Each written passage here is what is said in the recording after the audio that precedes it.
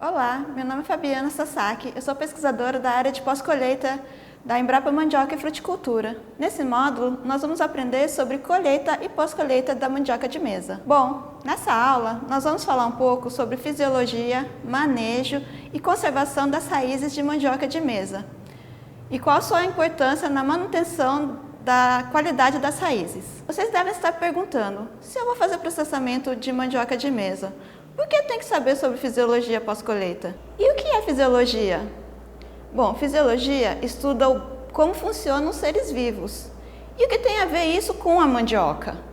É porque as raízes de mandioca, após a colheita, elas continuam vivas e continuam a ter suas funções vitais, o que chamamos de metabolismo. Eles continuam respirando, continuam transpirando, são sensíveis aos danos mecânicos e às baixas temperaturas e produzem o etileno, que é um hormônio responsável por vários processos metabólicos e também é produzido quando as raízes sofrem algum tipo de estresse, como os danos mecânicos.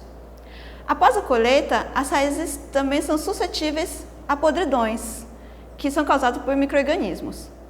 A fisiologia envolve os estudos de todos esses processos. Entendê-los e saber quais fatores interferem em cada processo nos ajudam a manter a qualidade da matéria-prima, nesse caso as raízes de mandioca, e também aumentar o período de conservação, garantindo dessa forma a qualidade final do seu produto. Um dos principais processos que devemos atentar é a respiração. Como falamos, as raízes após serem colhidas, elas continuam vivas e precisam de energia para isso. E de onde vem essa energia? Essa energia vem justamente da respiração. Assim como nós, as raízes de mandioca consomem ou utilizam o oxigênio, que a gente chama de O2, e liberam o gás carbônico, o CO2, e água, produzindo assim a energia por esses processos vitais e também calor.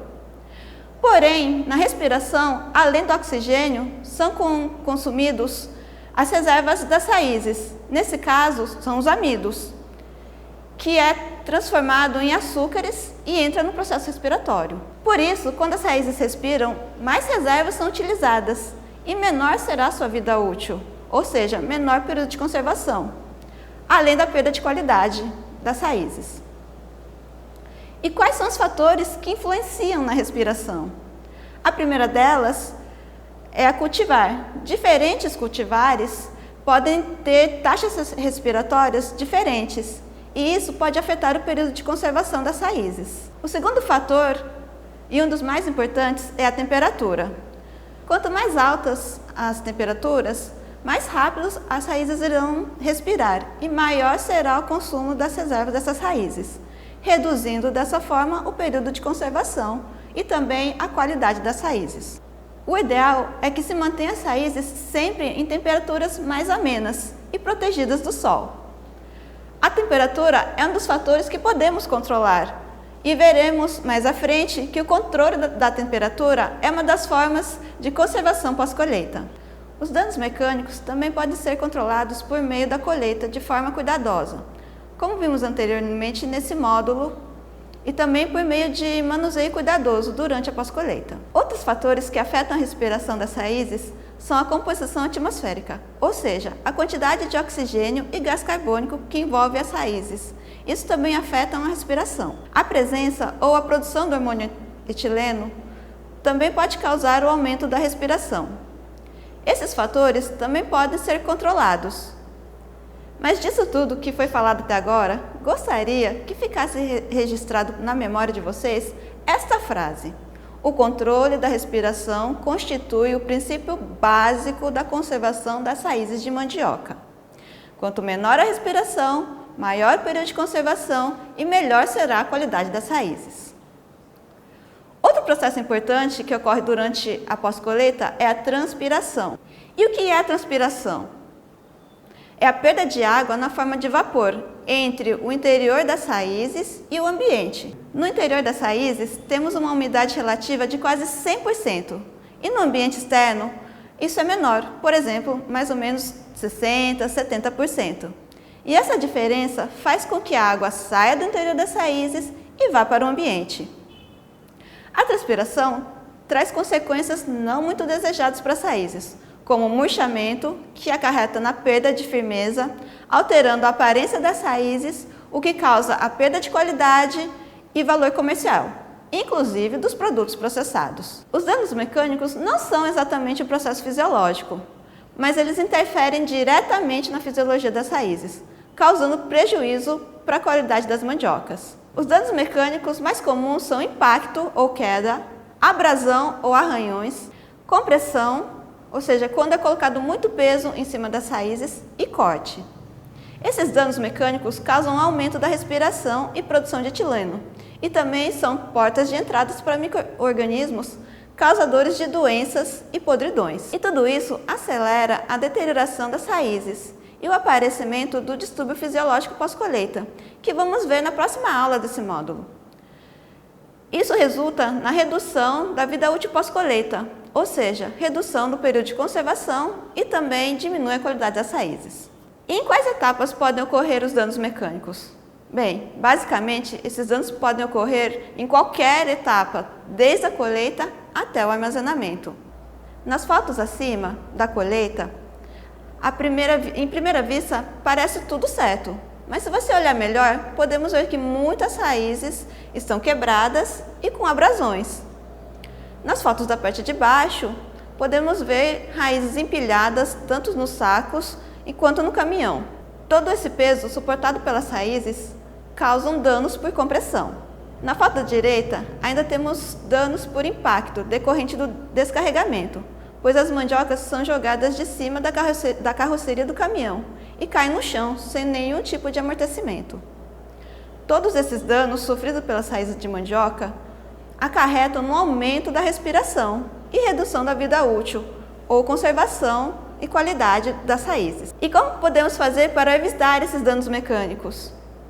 Podemos reduzir esses danos com manuseio cuidadoso, desde a colheita, evitando a quebra e o corte das raízes.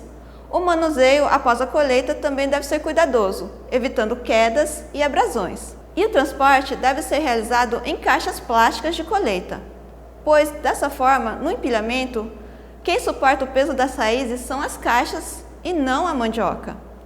Mas temos que atentar para que o volume das raízes não ultrapasse o topo da caixa, pois se isso acontecer, quem vai suportar o peso da caixa de cima são as raízes da mandioca. Vamos aprender sobre os métodos de conservação das raízes de mandioca. E com o que vocês aprenderam até agora, vocês vão entender melhor o porquê de cada método. Normalmente ou comercialmente, são utilizados dois métodos de conservação: a refrigeração e a modificação de atmosfera. A refrigeração consiste na redução da temperatura e é o principal método de conservação pós-colheita para todos os vegetais, não só a mandioca. Quando compramos frutas e verduras, o que fazemos para mantê-los por mais tempo? Bom, colocamos na geladeira, não é? Esse é o mesmo princípio. A geladeira abaixa a temperatura dos vegetais. E o que isso causa? O que a refrigeração causa? Isso causa redução do metabolismo, ou seja, a redução da respiração e da transpiração, tanto das raízes quanto dos micro-organismos que causam deterioração. E com isso você tem aumento do período de conservação e manutenção da qualidade das raízes. A temperatura recomendada para a conservação da mandioca é de 0 a 3 graus Celsius. Nessa temperatura, as raízes podem conservar por até 2 semanas. Outro método de conservação de mandiocas de mesa é a atmosfera modificada. Mas o que é isso? Na atmosfera normal, temos 21% de oxigênio e 0,03% de CO2. E na atmosfera modificada, essas concentrações são alteradas. Este método consiste em modificar a atmosfera em volta das raízes, reduzindo a concentração de oxigênio e aumentando a concentração de gás carbônico em volta dessas raízes. E o que essa modificação na atmosfera causa?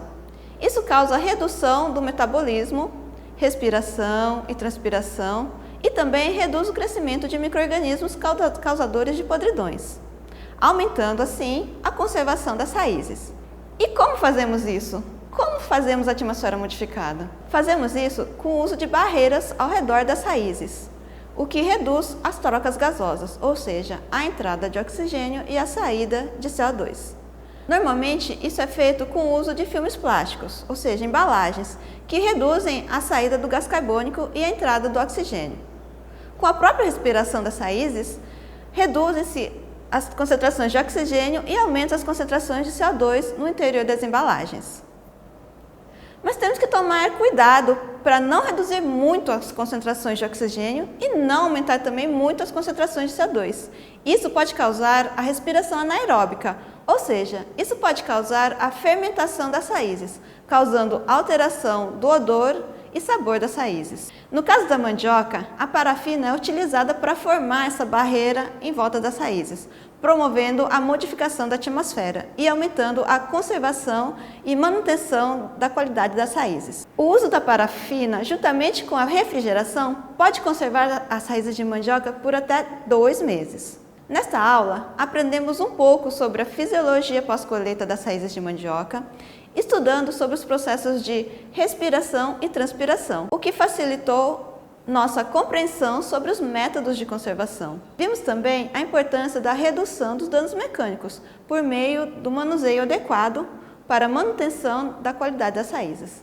E, por fim, aprendemos quais são os métodos mais utilizados e seus princípios para a conservação das raízes de mandioca.